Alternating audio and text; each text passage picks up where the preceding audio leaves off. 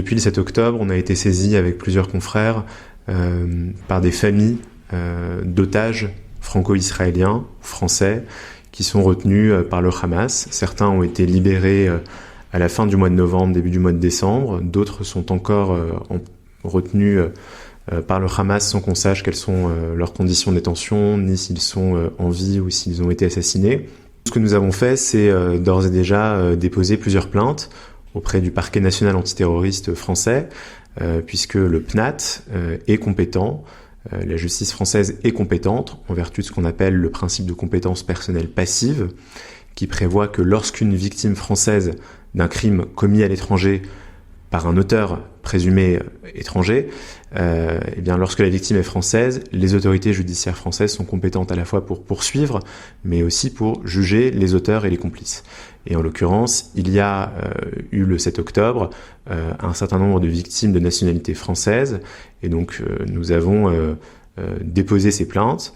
Elles ont abouti à l'ouverture d'une enquête préliminaire pour des infractions en lien avec une entreprise terroriste. Et l'objet de ces plaintes, il est précisément de permettre à la justice française de recueillir des éléments de preuve, d'auditionner des victimes, de prendre un certain nombre d'actes. Le fait que la justice française puisse un jour juger les auteurs et leurs complices, on se place dans un temps long. Et ce qu'il faut bien comprendre, c'est que le temps judiciaire n'est ni le temps de la guerre, ni le temps médiatique, ni le temps diplomatique.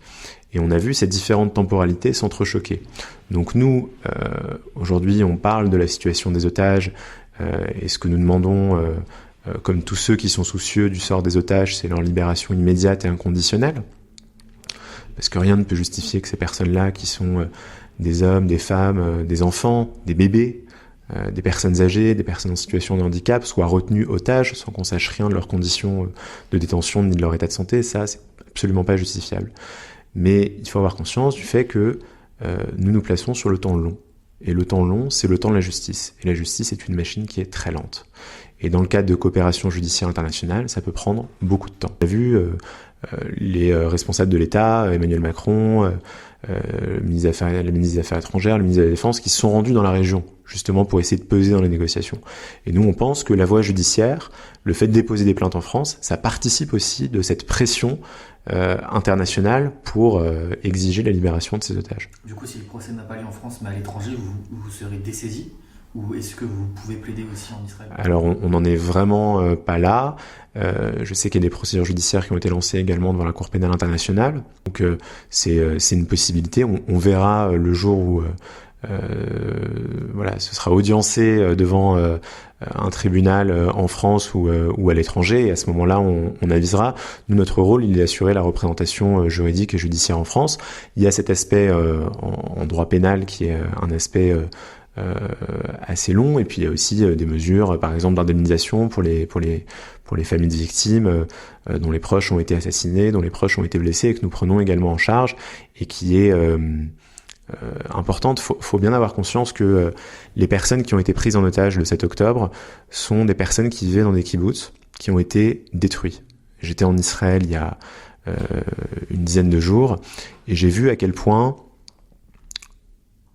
ces lieux-là, qui étaient des lieux de vie, sont devenus des lieux de barbarie et de désolation et de destruction. Et donc pour certains des otages qui ont été libérés, et je pense notamment aux enfants Calderon, Sahar et Erez qui ont été libérés il y a quelques jours, non seulement ils doivent se réadapter et retourner parmi les vivants en quelque sorte, puisqu'ils ont vécu dans des conditions de détention effroyables, mais en plus ils doivent se reconstruire, et il faut prendre conscience que ces personnes-là ont perdu certains de leurs proches qui ont été assassinés, et que leurs maisons ont été détruites. Donc on est dans un cas qui est particulièrement grave, assez inédit dans l'histoire moderne, et qui demande aussi, je pense, toute la délicatesse et beaucoup de précautions dans ce qu'on promet aux familles. Bon, déjà quelqu'un qui me désigne, qui nous désigne en tant qu'avocat, c'est toujours un immense honneur et un privilège extrêmement fort de se dire que dans ce genre de circonstances, quelqu'un nous confie sa confiance. Ça, c'est évidemment quelque chose de précieux, et particulièrement dans ce contexte. Pourquoi ils m'ont choisi, à vrai dire, c'est à eux qu'il faut demander. Moi, ce que je peux vous dire, c'est que je travaille avec une équipe d'avocats français, avec une équipe d'avocats en Israël, et que l'objectif, justement, c'est de travailler tous ensemble, d'œuvrer tous ensemble pour que la justice puisse se dérouler sereinement. On n'est pas dans une démarche ni de faire des annonces explosives pour attirer l'attention médiatique ou quoi. C'est pas notre objet. Nous, vraiment, on se place dans le temps long. Je pense que les familles savent pourquoi on fait ça, et surtout qu'on continuera à faire ça dans les prochaines années, et si on doit s'inscrire dans le temps long, on le fera. On intervient au cœur d'une tragédie avec des personnes qui sont endeuillées, qui sont inquiètes, qui veulent des informations sur leurs proches, qui ne les ont pas, qui se retrouvent à être informés soit par le biais d'informations qui sont transmises dans les médias et dont parfois on attend la confirmation pour être certain de leur exactitude, soit d'informations qui émanent de l'armée ou du gouvernement ou des autorités. Et donc c'est une situation qui est extrêmement périlleuse, qui demande beaucoup de vigilance, beaucoup de précautions. Et je pense que ce qui est important, c'est aussi d'avoir la modestie de reconnaître sa place. C'est pas l'avocat qui libère les otages. C'est pas le rôle de l'avocat de libérer les otages, et même si je le voulais, ce que je veux, je ne le peux pas. Ce que je peux faire en revanche, c'est faire en sorte que la parole des victimes, elle soit entendue. Et elle soit entendue pas dans n'importe quel cadre. Là, on en parle sur les réseaux sociaux, on en parle dans les médias, mais faire en sorte que surtout cette parole-là, elle advienne un jour devant une juridiction. C'est évidemment une priorité. Mais je pense aussi à toutes celles et ceux qui, le 7 octobre, ont perdu leurs proches, qui ont vu un de leurs proches être assassiné devant leurs yeux, à toutes ces femmes qui ont été violées, puisque au fil du temps, on apprend que des protocoles de viol ont été mis en place par le Hamas de façon extrêmement précise, avec une volonté délibérée de la part des terroristes du Hamas de s'en prendre au corps des femmes et d'utiliser le viol comme une arme de guerre.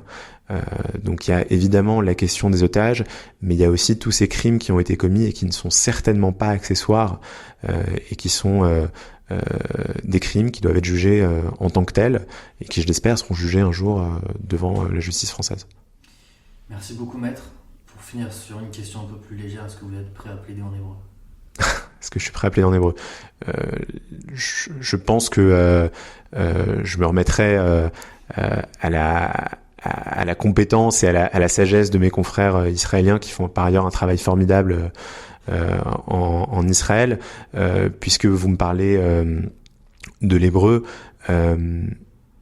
Quand j'étais en Israël il y a quelques jours, ce que j'ai vu, c'est beaucoup de tristesse, beaucoup d'inquiétude, et surtout une immense attention au soutien que tous les Israéliens peuvent recevoir de l'étranger et notamment de la France.